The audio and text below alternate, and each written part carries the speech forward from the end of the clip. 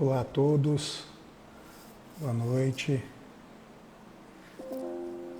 como vai? Legal, o pessoal está entrando aí, vamos já começar a nossa live. Alessandro, Glau, legal, sejam muito bem-vindos. Deixa eu só ajustar aqui a configuração para a gente iniciar. Boa noite, Glaucia, tudo bem? Que bom que você está aqui. Legal. Só um minuto. Só um minuto que já estamos iniciando, pessoal.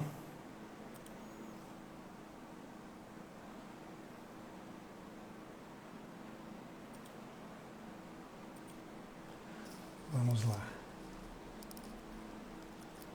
Oi, Cláudia, obrigado. Cláudia, seja bem-vinda.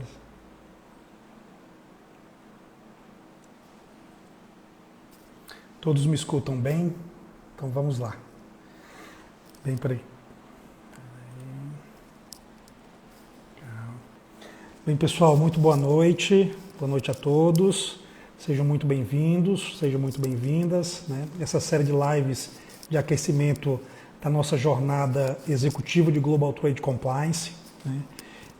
Serão 3 aulas online e gratuitas que vão acontecer nos dias 10, 12 e 14 de outubro, ou seja, a próxima semana, né?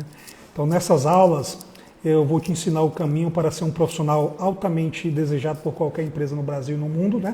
Tornando-se um executivo de Global Trade Compliance. Então, se você não fez ou não está inscrito, não fez a sua inscrição, vai no link da minha bio e lá está o link e faz a sua inscrição para participar, ok? Mas, bem, hoje a nossa live, ela tem como eu falei, uma série de aquecimentos da nossa jornada, que vai acontecer próxima semana, certo? Esse é um programa que eu vou fazer periodicamente, estou ainda definindo umas datas, essas datas serão fixas, para a gente poder compartilhar conhecimento, experiência e levar para vocês o que a gente tem identificado aí no mercado, tem trabalhado, estudado e todas as movimentações que vão impactar na vida dos profissionais de comércio exterior. Então, esse programa aqui, o objetivo dele é a gente discutir estratégias, técnicas, insights para os profissionais de comércio exterior, né, de gestão, não necessariamente de comércio exterior, mas de logística, de tax, controladoria, supply chain, logística de uma forma mais abrangente, que eles possam ter sua visão e se projetar profissionalmente e se torne um executivo de Global Trade Compliance. E através do OEA. Então, esse é o objetivo, os benefícios dessa live que a gente vai fazer agora constantemente,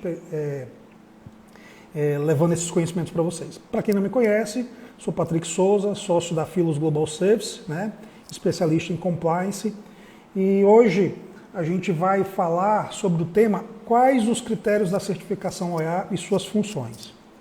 Patrick, isso parece muito simples, ou o que isso tem a ver com relação a ser um executivo de Global Trade Compliance? Eu espero que ao final da nossa live você possa estar validando esta informação e esse entendimento que eu estou compartilhando com vocês, certo? Então, o objetivo dessa live é definir quais são os critérios da certificação OEA. Não só ele por si só, quais são os critérios? Que aí é relativamente fácil, né? Mas quais são os tipos de critérios da certificação OEA? Além de quais são os tipos de critérios da certificação OEA, qual é a sua função? Como você vai compreendê-los para que você possa, de forma satisfatória, atender os requisitos e pleitear e obter a sua certificação e, posteriormente, manter a sua certificação.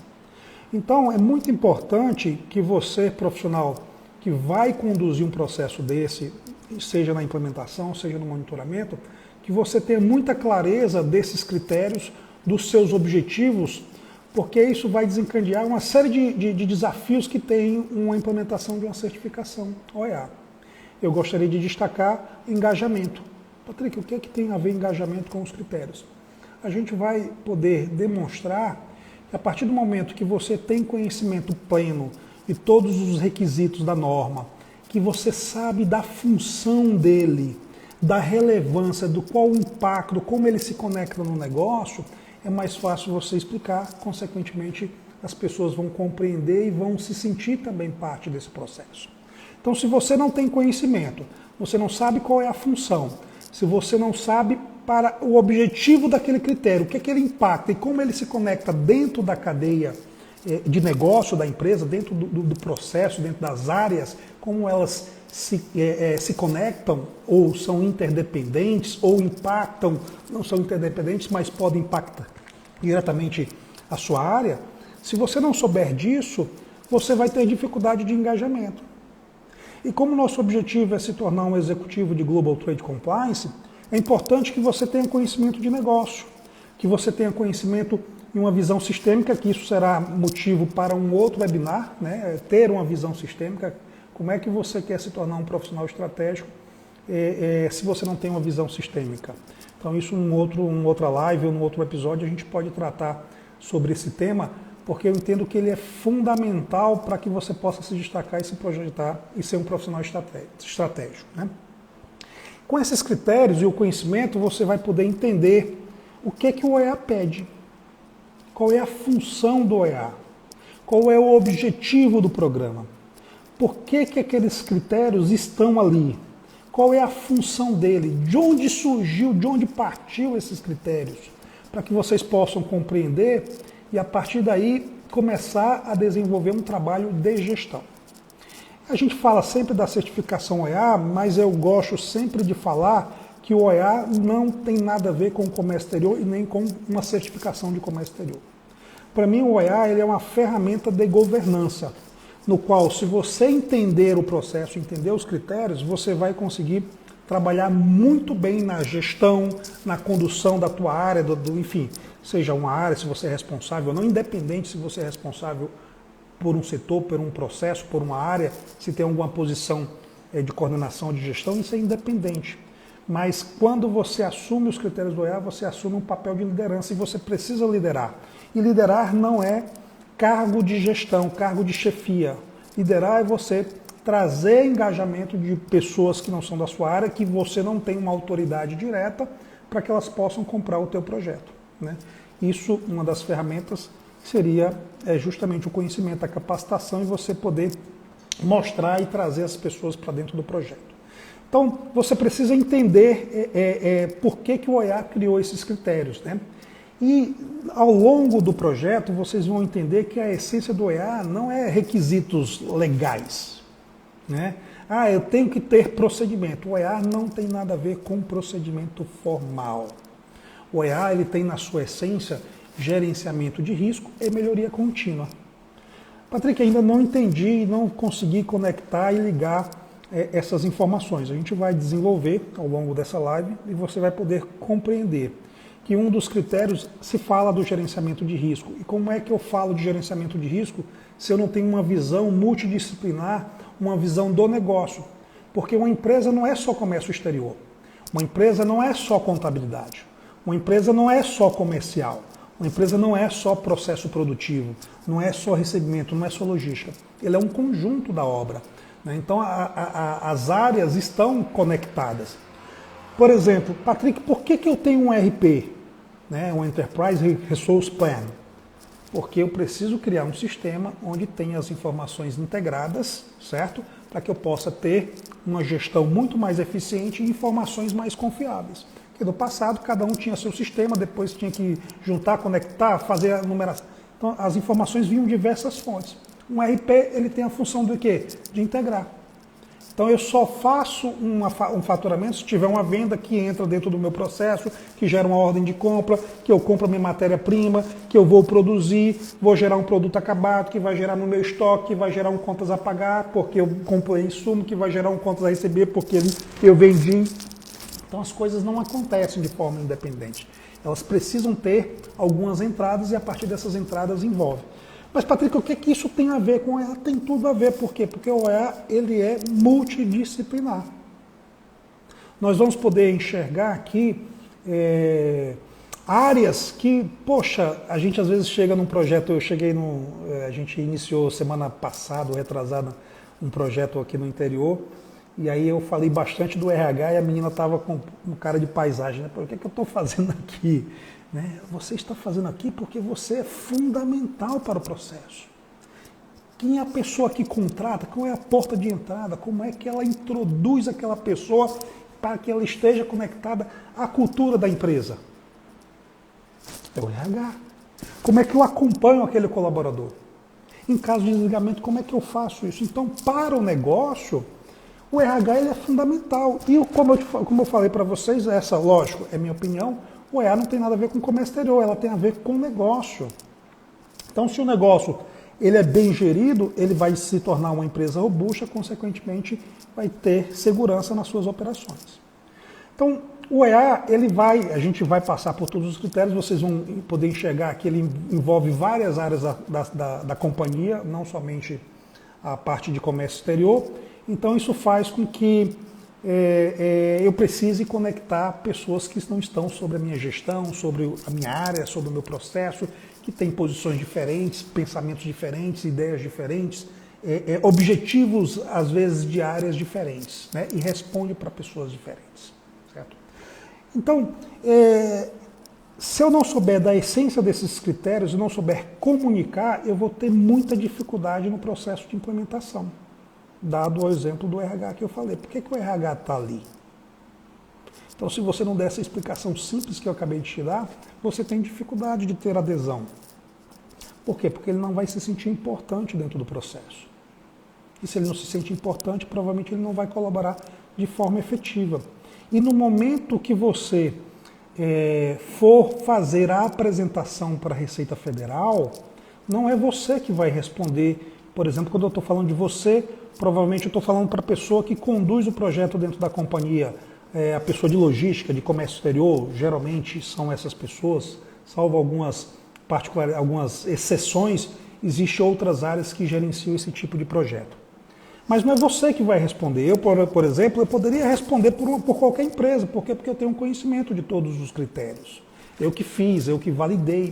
Então, eu como consultor, isso aqui eu, em nenhum momento estou dizendo que eu sou bom, eu sou isso, não é uma autopromoção. Mas eu como consultor que implementei, eu tenho propriedade para falar do que a gente construiu junto com a empresa, com o que a gente orientou, se ela de fato não está adequada, a gente orientou como tem que se adequar, então eu tenho propriedade do que está escrito.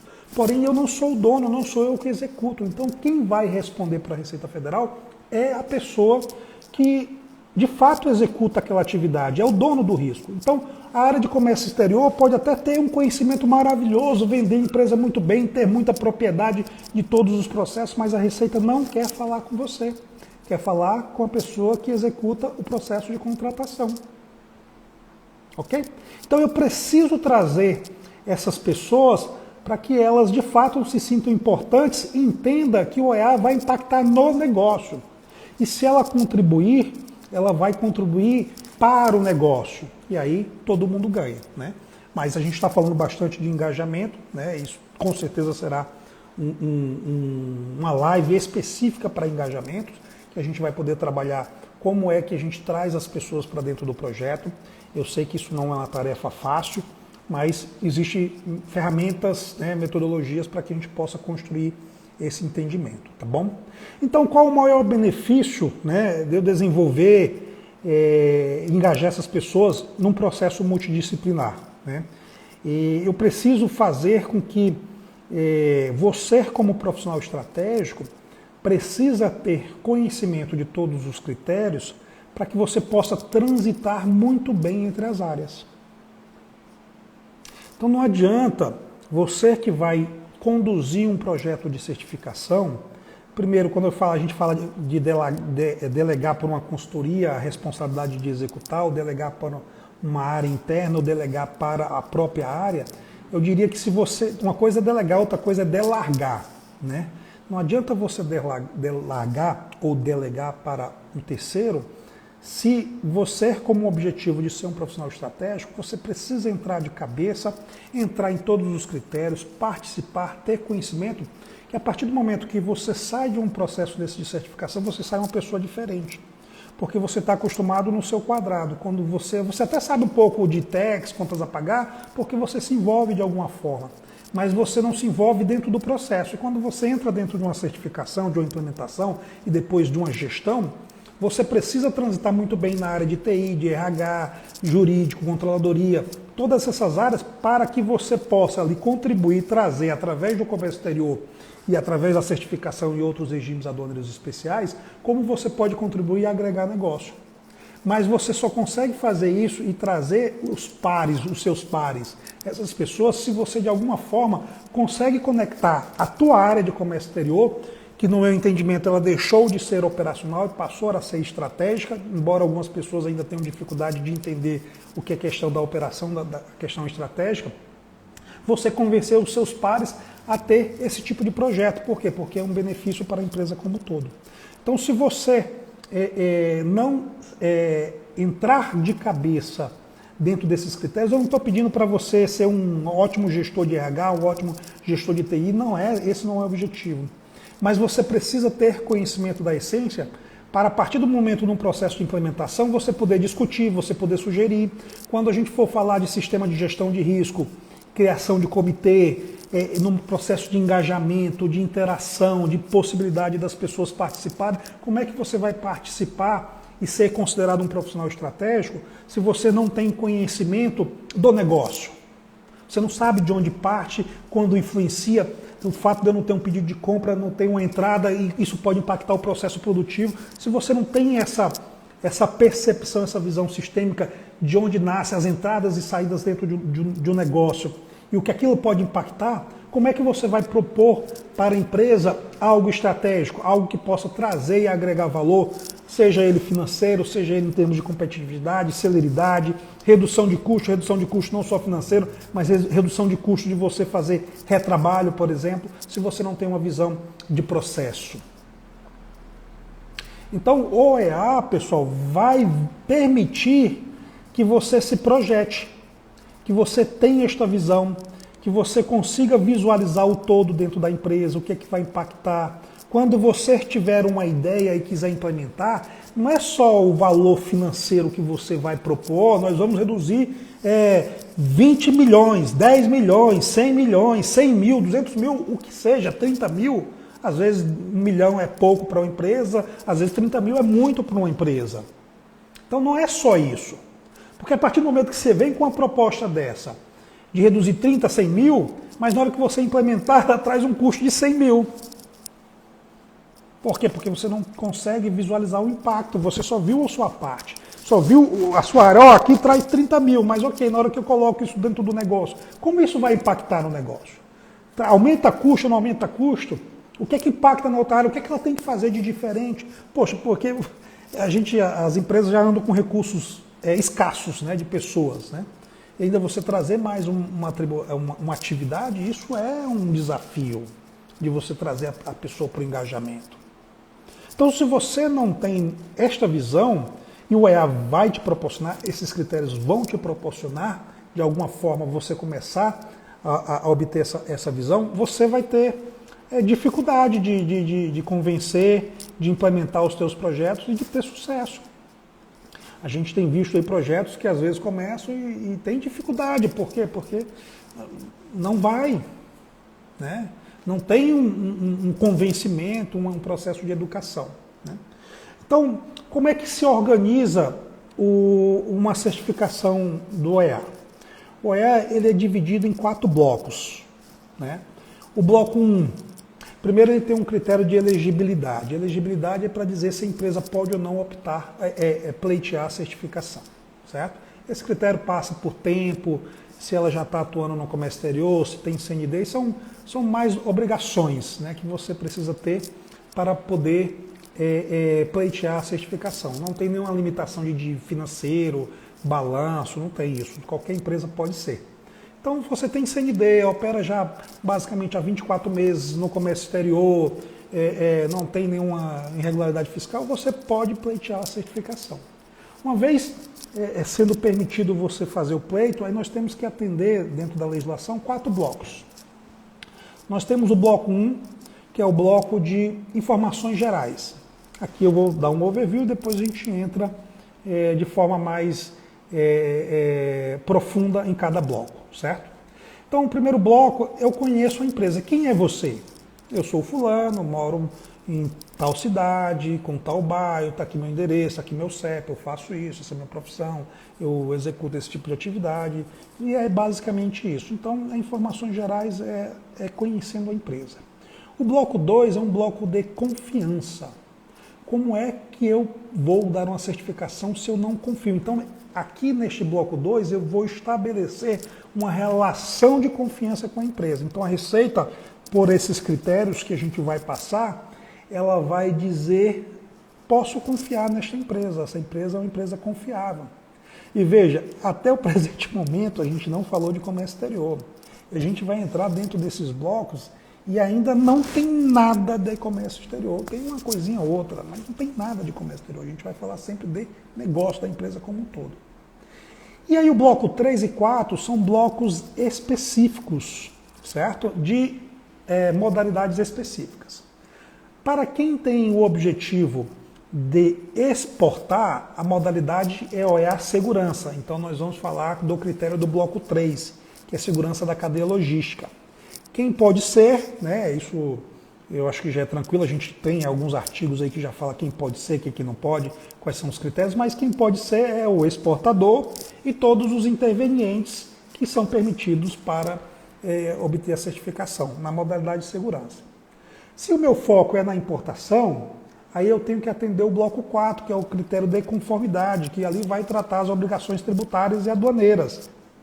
Tem alguma coisa diferente de tributário ali que a gente vai passar, mas basicamente o foco é esse. Dentro desse critério de conformidade, a gente vai atender a modalidade OEA conformidade, certo? Que é com foco na importação. Só quem pode ser é o importador. Eu sou agente de carga, transportador, não posso pedir a modalidade OEA conformidade, ela está restrita ao importador. Os demais só podem optar pela modalidade OEA segurança e o exportador também pode optar pela modalidade de segurança. Mas antes de eu falar desses critérios, eu gostaria de já contextualizar para vocês que o OEA não é procedimento formal. O objetivo não é ter procedimentos formalizados. Por isso que você precisa ter a essência que, por exemplo, quando a gente for para os critérios específicos, você é exportador, você acha que não tem nada a ver com transportador, por exemplo. Tem um critério lá de gestão de parceiros comerciais que precisam atuar de forma muito efetiva para obter o sucesso da gestão daquele critério. Às vezes o critério não é seu, você não atende porque você não é um transportador, você é um exportador, mas você como gestão precisa tratar e administrar que os riscos dos critérios dos blocos específicos, no caso de segurança da cadeia logística, seja gerenciado, seja controlado, né? E você tem a gestão sobre isso. Então, a gente vai passar e a gente vai poder entender que ela trabalha no processo, é uma visão mais macro. Você tem que entender, às vezes chega algumas empresas aqui na gente que eu fiz o procedimento tal, para atender a norma. Aí quando você entra dentro do processo, o processo não atende a norma. Né? Eu vou dar um exemplo de classificação fiscal. Eu tenho uma empresa que eu faço, tenho importo, então provavelmente eu tenho um processo de classificação fiscal, tem um requisito desse. Mas se a pessoa é feito de qualquer jeito, não tem trava, qualquer um pode alterar, essa pessoa tem procedimento. Lá no procedimento está dizendo, olha, aqui eu faço de qualquer jeito, o fulano pega, qualquer um pode alterar no sistema, não tem trava, eu não consulto TEC, não consulto NEST, não consulto nada, certo? Mas está lá escrito, essa empresa não pode ser OEA. Ela tem procedimento. Então, eu quero que você entenda que o OEA não é procedimento. Lógico, quando eu falo isso de forma muito enérgica, aqui eu estou dando o meu ponto de vista. Não estou sendo aqui e nem tenho a pretensão de ser o dono da verdade. Mas eu estou dando o meu ponto de vista, por quê? Porque qual é o nosso objetivo? Ser um executivo de Global Trade Compliance. Sair do operacional para uma área estratégica. Então, se eu quero ter esse objetivo, procedimento é o menos importante. Quando eu falo menos importante, até para contextualizar minha fala, não estou dizendo que não tenha que ter. Ele tem que ter. Mas antes do procedimento, eu tenho que ter o processo. muito bem definido, conectado, os riscos mapeados, a conexão com todas as áreas envolvidas, os sistemas, tudo que eu preciso para executar aquele processo. Ok? Então, uma vez isso definido, o mais simples é materializar e a partir dali dar continuidade, fazendo uma revisão para verificar se eu estou continuando seguindo aquele procedimento ou se eu tenho uma oportunidade de melhoria ou se tem algum risco que eu não enxerguei no momento que eu fiz a primeira versão, por exemplo. Então, OER não é procedimento. É importante a gente ter essa clareza, porque qual é a essência que eu falei no início da nossa live de hoje? OER tem na sua essência, e você vai ver nos critérios, gerenciamento de risco e melhoria contínua. Então, se é gerenciamento de risco, eu tenho que trabalhar de forma preventiva, não tem nada a ver com procedimento. Eu tenho que trabalhar no processo, identificar, avaliar contextos internos e externos, e a partir daí, lógico, eu construir meu procedimento dentro do que eu desenhei, que, no meu entendimento, é o que vai gerenciar aquele risco ou aquele processo de forma a não gerar nenhum passivo para mim futuro. Então, vamos lá começar bloco por bloco, né? Então, bloco 1, eu falei que o bloco 1 ele é para conhecer a empresa. Então, veja, nós temos os critérios que a gente vai definir ali, ele é bem simples, não tem muito mistério, mas você precisa deixar claro, né, quais são as unidades operacionais da empresa, que é o item 1.1. O item 1.2, se a empresa tem algum tipo de unidades operacionais de terceiro. Patrícia, o que é unidades operacionais de terceiro?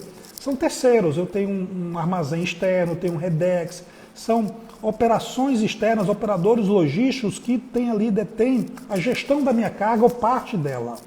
Né? Então isso é uma unidade operacional de terceiro. Certo? Organograma, dentro do organograma, veja, quem é o presidente? Quem é o gestor, diretor, chefe? Aí a nomenclatura, cada empresa tem a sua, mas até na camada de gestão, quais são as áreas que tem dentro da minha companhia? Quem é o presidente? Quem são as pessoas que têm poder de decisão, que executam, que são responsáveis por aquela área? E a partir daquela área pode ter diversas, né? Mas numa área macro, financeiro deve ter contas a pagar, contas a receber, tesouraria, e tem outras áreas, contabilidade ou não, né? Aí está na controladoria. Tudo vai depender da estrutura organizacional da empresa. Então eu preciso conhecer como é que esta empresa funciona, como é que é essa estrutura organizacional, para saber com quem eu tenho que falar, certo? Para entender um pouco também da cultura dela, como ela se define, como ela dá importância a uma área, né? Como é que é a força de uma determinada área, por exemplo. Você vai ver ali uma visão do negócio, onde você já pode ter alguma sensibilidade, algum insight como a empresa, quais são as áreas que ela dá importância, quem tem um poder de decisão, que tem influência, você consegue conhecer a empresa. Certo? Isso para a receita e para você também. Para você como gestor, como profissional, você consegue mapear bem, né, a quem você vai ter que costurar, que construir um bom relacionamento para trazer aquela pessoa para o teu negócio, para o teu projeto. Que não é teu projeto, é o projeto da companhia, mas ela precisa entender isso. E para ela entender isso, você precisa de conhecimento, né, ter propriedade desses processos. Então veja, no bloco 1 a gente está falando de organograma. Depois, se eu tenho empregados e terceiros, né, os empregados, quantos eu tenho, a parte de terceirizados, se tem ou não tem. Então a gente vai ver, entender um pouco essa estrutura.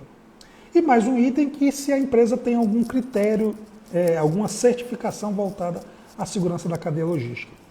Embora aqui em termos de informações gerais, eu acho que ali essa questão da certificação deveria estar dentro do sistema de gestão. Se a empresa tem um sistema de gestão, a gente precisa, eu acho que é um processo que a gente precisa discutir junto com a Receita, com os operadores econômicos autorizados, alguns ajustes dentro desses critérios para deixar ele de forma mais conectada, não solta ou dentro da sua área específica. Vou até dar um parênteses, um spoiler, eu vou chegar na modalidade de conformidade. Nós temos um critério que fala de descrição e de classificação.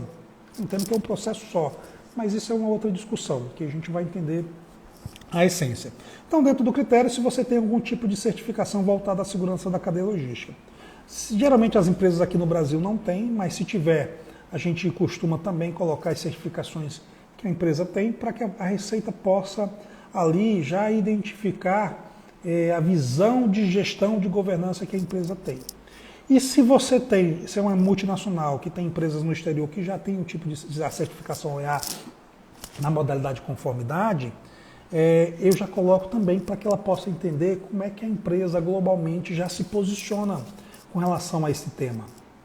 Então, quando é uma multinacional e ela já tem várias unidades com a certificação, você consegue perceber, né, você que está analisando o processo, quando eu falo a Receita está analisando o processo, ou eu, na hora que eu entro dentro de uma empresa, como é que é a cultura dela com relação aos temas de compliance, de governança.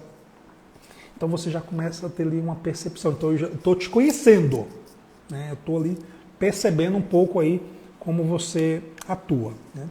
Perfeito, falamos do bloco 1. Conheci, entendi, você é o fulano, mora onde, tem essas características e tal. Perfeito. Mas ainda não sei se eu posso confiar em você, né? Então como é que a gente vai aqui estabelecer uma relação de confiança? E o que é interessante, eu volto sempre para a questão do conhecimento e do profissional estratégico.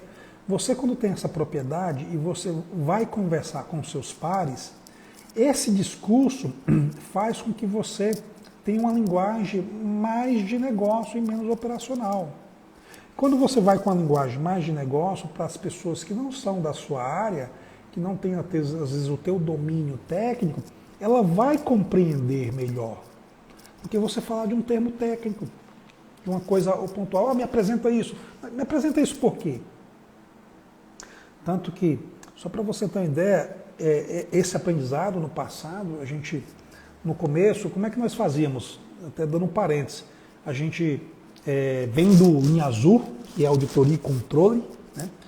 E quando a gente chegava dentro do processo, a gente pedia um checklist, pedia várias informações, as pessoas até entenderem ali, compreender para que ele está pedindo isso, o que ele quer, será que ele quer fazer alguma coisa, será que ele quer apontar algum erro, que ele vai... As pessoas ficam assustadas. Então, a gente, antes de pedir qualquer documento, a gente treina, capacita. Aí ela entende, baixa a guarda e aí a gente consegue, mesmo com os desafios, que é um projeto de muito desafio, não é fácil, né? Que envolve, é um projeto multidisciplinar, muitas pessoas, mas você consegue andar, por quê? Porque você demonstrou para ela o teu objetivo. Está claro para ela. Você só vai fazer isso se você tiver conhecimento e falar nesta linguagem de negócio para essas pessoas, para elas entenderem o quanto a contribuição dela vai agregar para o negócio e como isso vai chegar na alta administração. Que serão que a gente sai um pouquinho dos critérios, mas é importante a gente conectar, porque o objetivo aqui não é falar como se tornar um executivo de trade global, um executivo global de trade compliance. Então a gente precisa ter essa dinâmica aí. Então nós vamos para o bloco 2. O bloco 2, como eu falei, é o critério de segurança, certo? Onde a Receita vai dizer assim, você é uma empresa segura, eu posso confiar em você. Não segura de comércio exterior, não segura de segurança da cadeia logística, a gente vai já chegar nesses critérios específicos. No critério de elegibilidade, que é o bloco 2, a gente vai olhar o histórico do cumprimento da legislação aduaneira. Onde eu vou ali ver o teu histórico, mas o teu histórico, no meu entendimento, não quer dizer que você é uma empresa robusta, se você não tem nenhuma não conformidade aduaneira. Ok? Isso, no gerenciamento de risco, você vê uma diferença. Eu fiz uma auditoria, fui olhar o teu histórico, não tem nenhuma não conformidade aduaneira. Então você está ok? Em hipótese alguma. Pode até ser que esteja. Mas só com esta informação não é o suficiente para eu dizer que você tem este processo robusto. Eu preciso avaliar como é o teu processo, de onde nasce, gerencia, como é que está o controle. E o OEA é isso, ele vai olhar no processo, não no resultado final. Embora o histórico, ele é importante, é um balizador, é uma das ferramentas para você medir o nível de risco daquela empresa. Mas ela não é a fundamental, nem a essencial, nem a definitiva, dentro da minha compreensão, claro. Evoluindo, né, como é que a empresa gerencia, se ela tem, se ela não tem, mas como é que ela gerencia as não conformidades, as infrações, seja ela administrativa, aduaneiras, fiscais, entre outros aspectos. Então, como é que isso é gerenciado pela empresa? Então, chegou um auto de infração, dentro da empresa se perdeu? Olha, eu não estou nem falando do teor do auto de infração.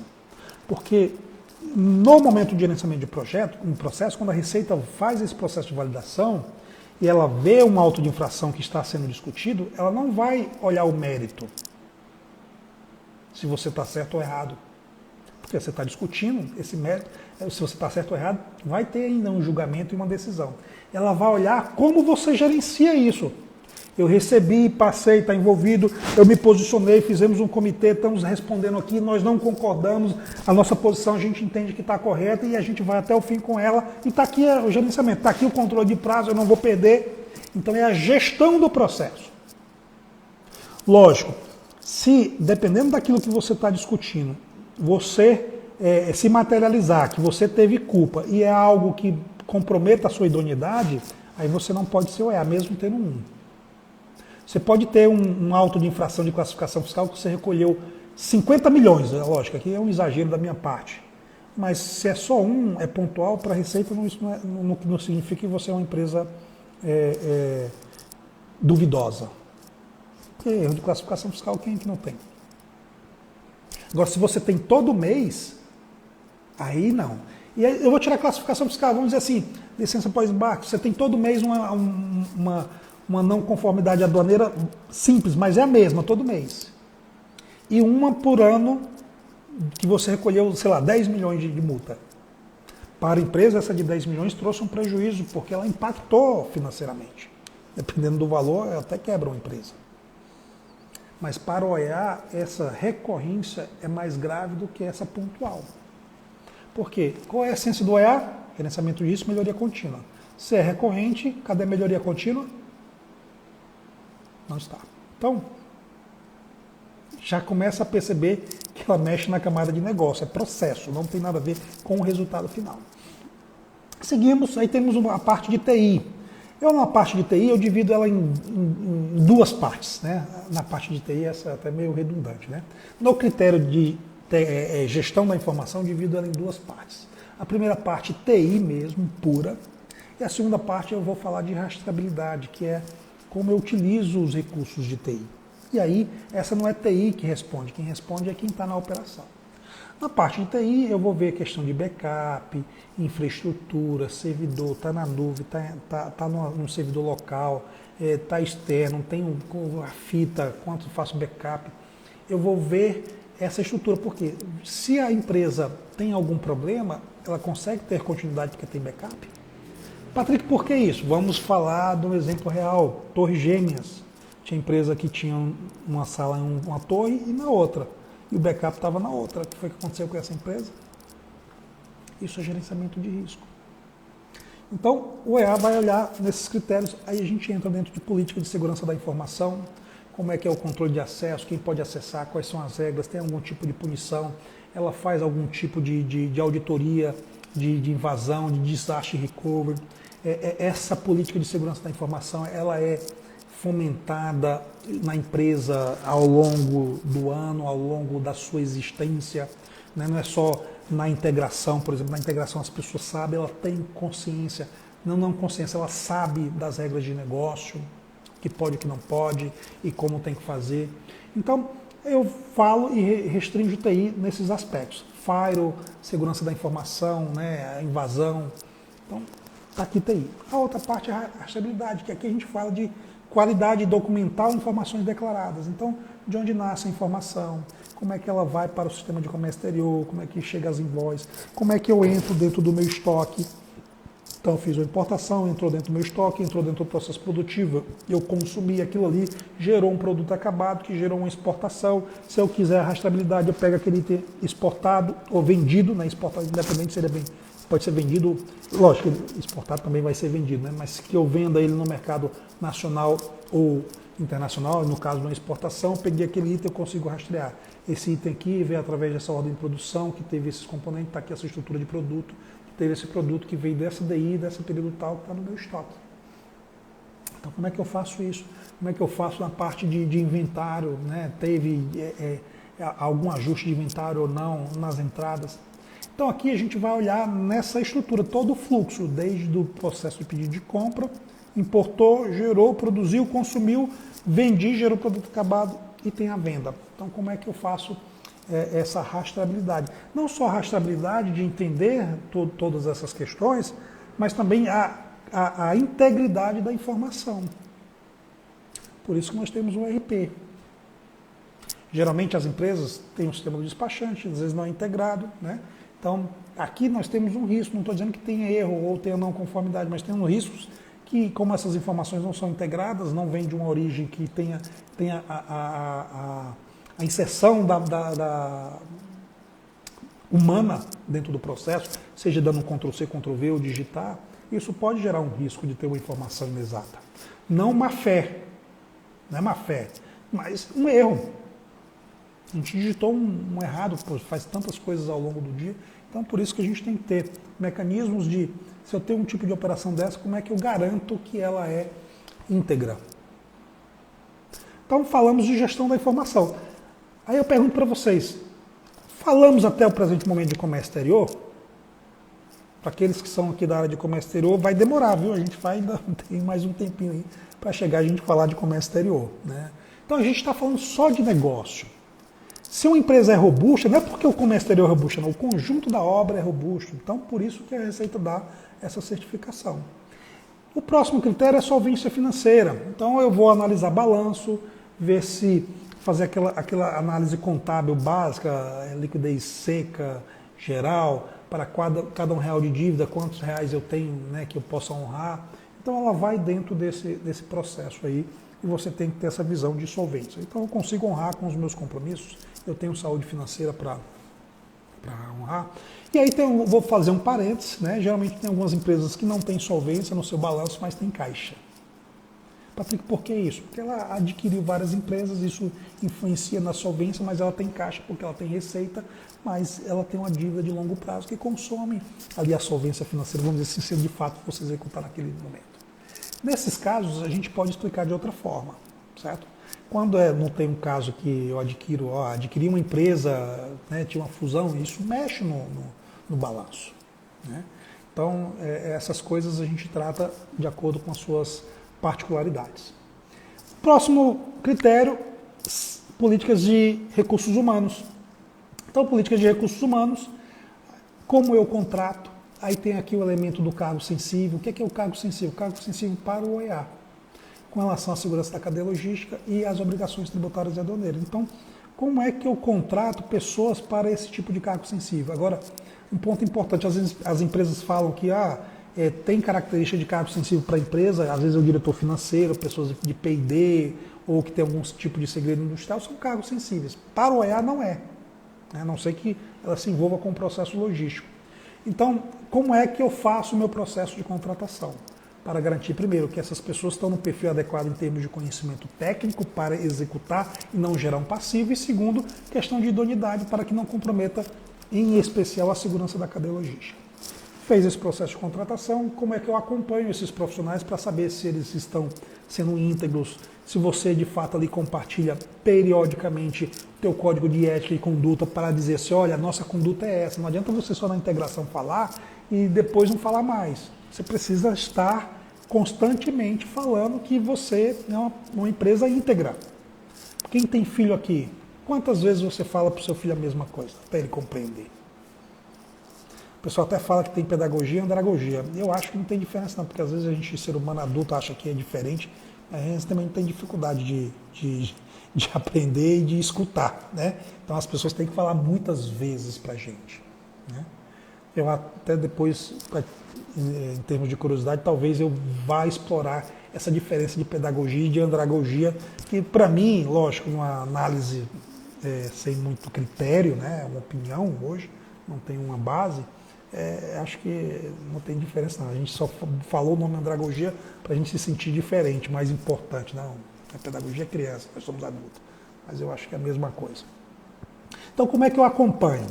Acompanhou, beleza. E como é que eu desligo? Independente da forma que foi o desligamento. Se foi uma coisa constrangedora por algum motivo, ou não, se foi uma circunstância, a pessoa pediu, ou uma circunstância da empresa de reestruturação. Então, independente da forma que ela saia, é importante que o processo de desligamento proteja ambos.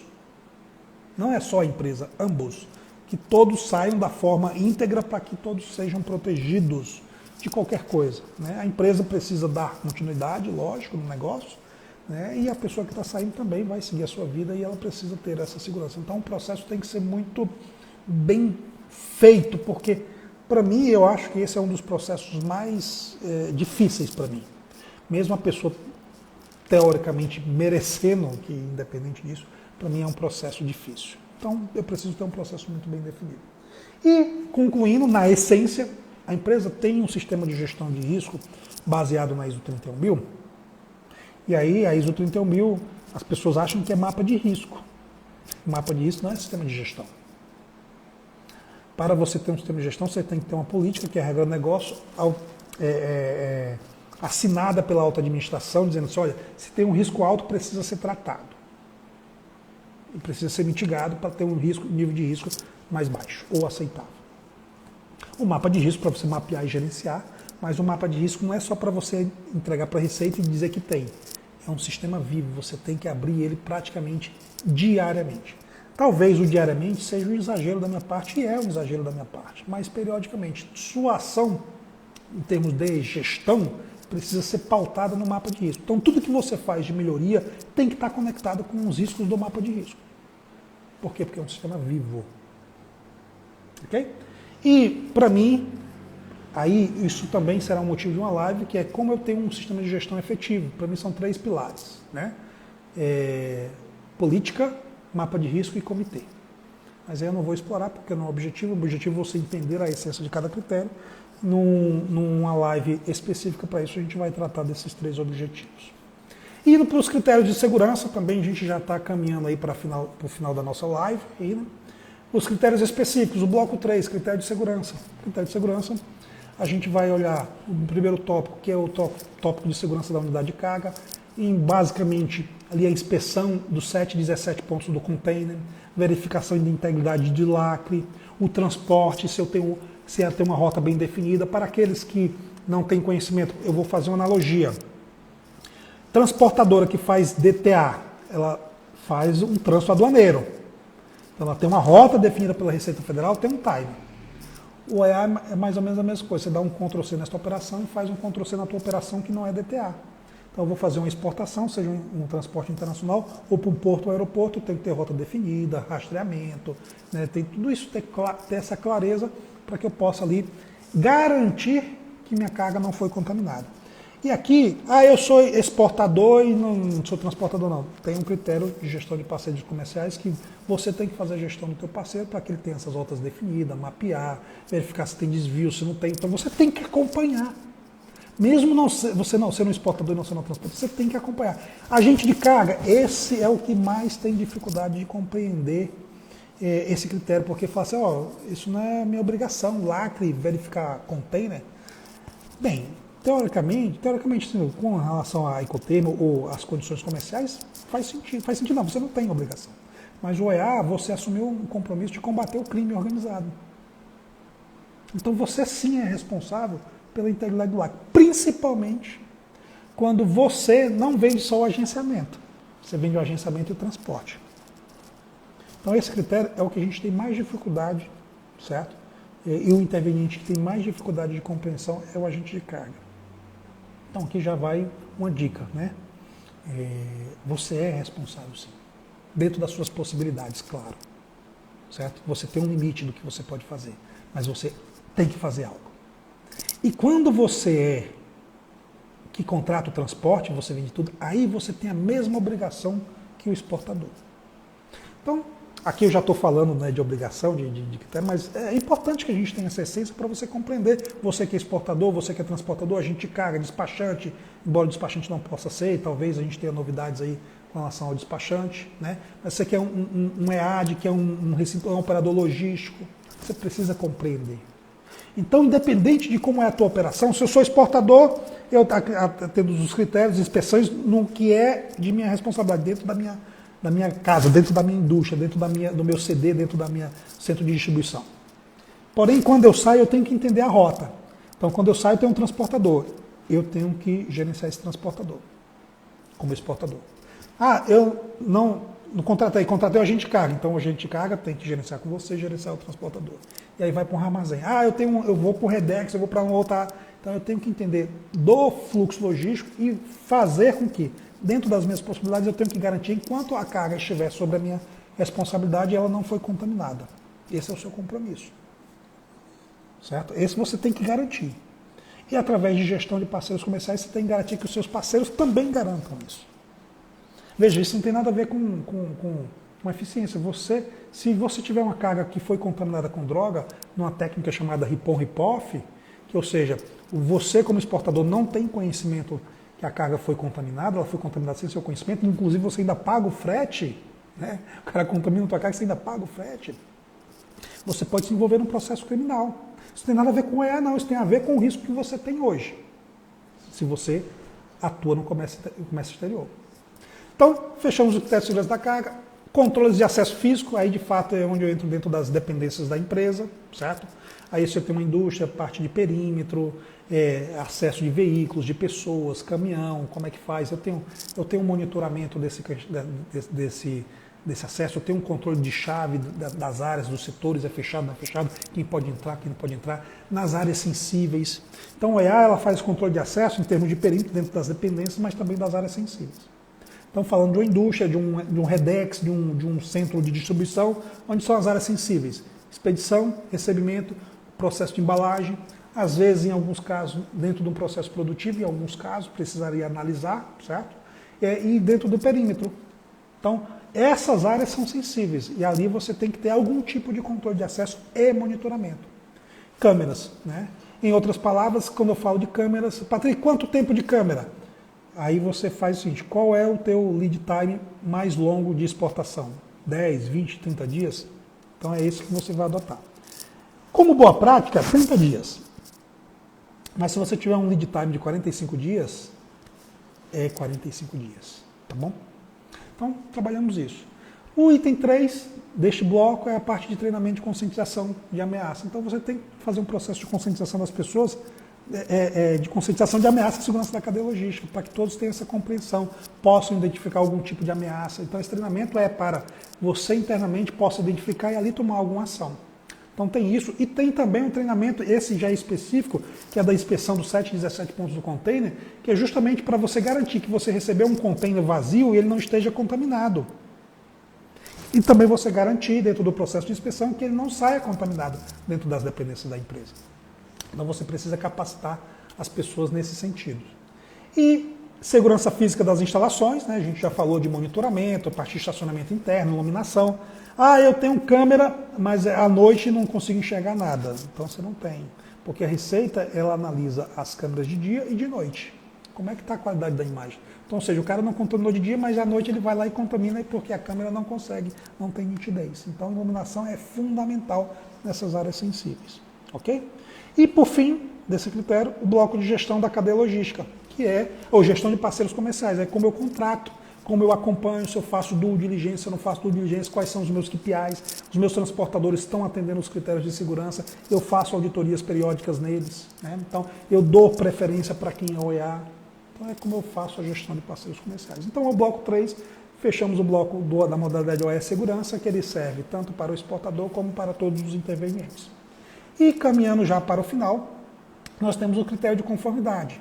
O item 1 e 2, que é descrição e classificação fiscal, é um só, eu vou falar como um único processo. No meu entendimento, ele é um único processo. Para você classificar, você precisa de descrição. Então, não são coisas distintas, né? São coisas conectadas. E aqui, como eu já falei, como é que é o meu processo de classificação. Nessa minha MCM está na posição correta. Ela tem que estar na posição correta, mas não é importante para a Receita. Eu vou até explorar melhor esta minha fala, que parece que eu estou dizendo que você classifica de qualquer jeito. Não.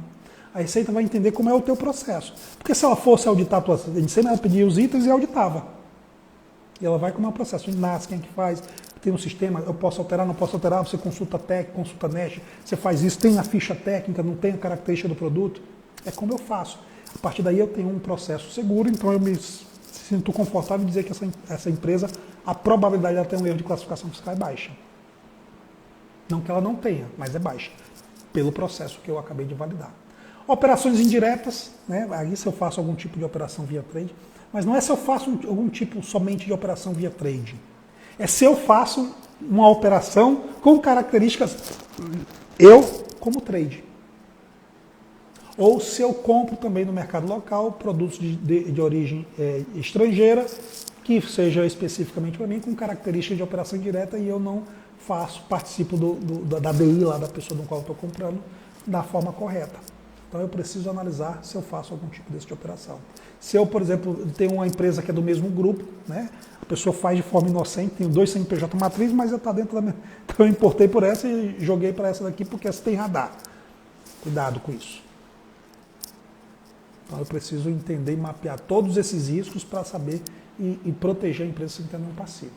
Base de cálculo dos tributos, eu acho esse nome, ele não reflete o que é de fato esse critério. Porque base de cálculo é o quê? Qual é o I? 10%. O item é R$ 1.100 de imposto, 1.100. Base de cálculo é isso, né? Basicamente, pelo menos eu tenho essa percepção, não sei vocês. Mas aqui não, é valoração aduaneira. Vínculo, envolve transfer price, método, o método do Avogadro, tem influência o preço, não tem, é intercompany, não é intercompany, vai muito além do que só você fazer os cálculos dos tributos mediante as alíquotas da ICM e as alíquotas corretas. Então aqui a gente vai ver como é que é o processo de compras para definir o método. Então envolve compras, COMEX, tax, transfer price. Agora, com a mudança de legislação que tivemos agora, transfer price está conectado, né, com valoração aduaneira. Então veja o risco que vocês correm e vocês desconhecem. Então é muito importante que você dê uma atenção a esse tema. Mais do que nunca se falou tanto de valoração aduaneira como nos últimos tempos. Por quê? Porque esse conhecimento chegou tanto para a Receita como para as empresas, a gente está chegando no nível de maturidade, a gente está falando de integração, de facilitação do comércio, então esses temas precisam ser tratados. E a gente tem acompanhado muito alto de infração de valoração aduaneira, a gente tem respondido muitos ajudado os nossos clientes a responder autos de infração ou intimações que vão levar a um auto de infração com questões de valoração aduaneira. Preço, tem influência no preço, mas eu comprei em janeiro o preço era R$1, em julho era R$2, aí tem uma variação de preço de forma... A Receita sempre está analisando isso. Então, eu preciso ter consciência disso. Você, como gestor, quer proteger a empresa, você precisa estar conectada com a área de negócio para definir esse preço e questionar. Ah, o preço é tanto, o cara de negócio botou tanto, aí quem é que vai responder o auto de infração? Foi o cara de negócio que fez um negócio não de má fé, mas que fez algo errado. Quem é que responde? Vai no centro de custo de quem?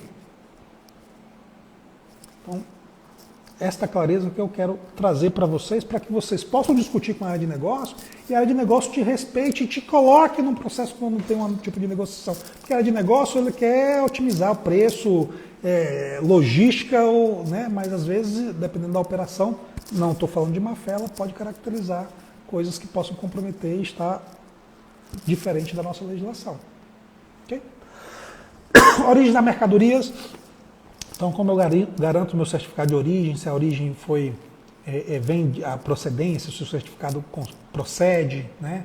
Então, às vezes a gente tem um caso que a gente está fazendo uma auditoria que o cara ele consumia, né, os itens, importava e tinha um conteúdo nacional, mas por algum motivo não estava mais interessante importar e tal, então ele estava comprando um item local e exportando. Como entrou no automático, emitiu o certificado de origem, porque tinha, só que o item não tinha aquelas condições necessárias. Ou seja, eu estava revendendo. Estava revendendo e obtendo benefício. Percebeu, pessoal? Certificado de origem parece uma coisa tão simples, boba. Olha quanto isso pode trazer de dor de cabeça para você.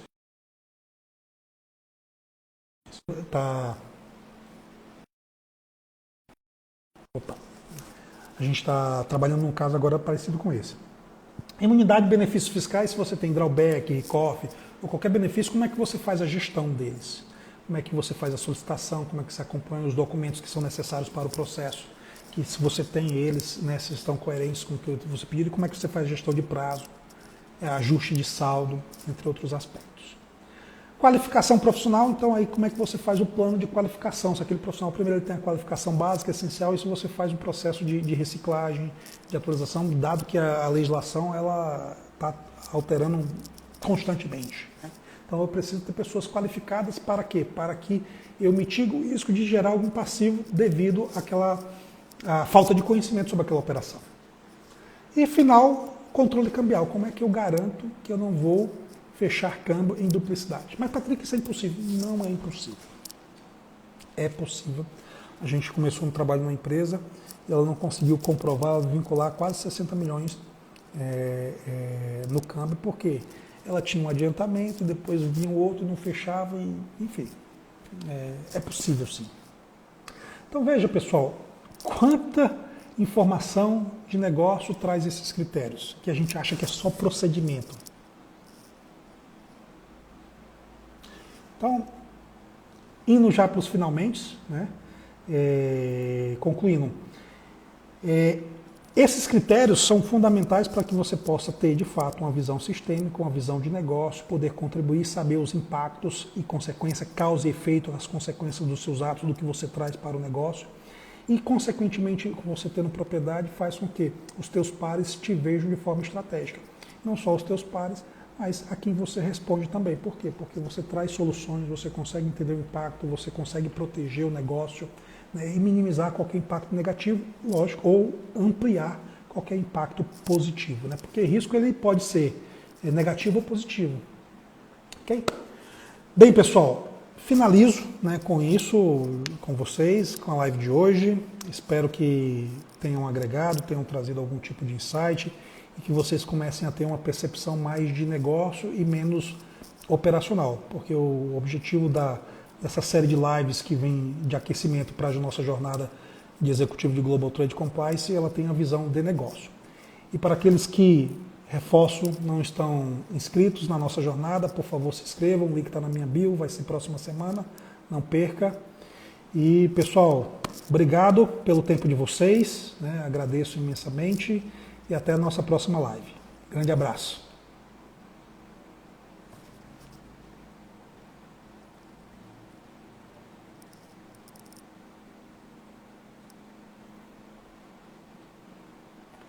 Obrigado.